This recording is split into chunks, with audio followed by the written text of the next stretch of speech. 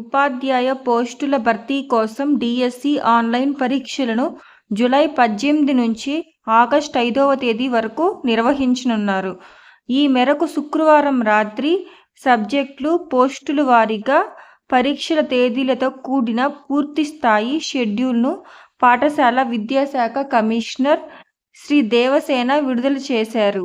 గత ఫిబ్రవరిలో నోటిఫికేషన్ విడుదల సందర్భంగా జూలై 17 నుంచి 31 వరకు పరీక్షలు ఉంటాయని విద్యాశాఖ ప్రకటించగా, తాజాగా ఆ తేదీలు కొద్దిగా మారాయి.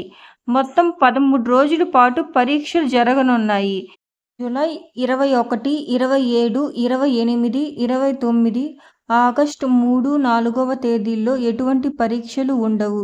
జూలై 18న స్కూల్ అసిస్టెంట్ సాంఘిక శాస్త్రం, భౌతిక శాస్త్రం పీఈటీతో మొదలై ఆగస్టు 5న లాంగ్వేజ్ పండిత్ హిందీతో పరీక్షలు ముగుస్తాయి.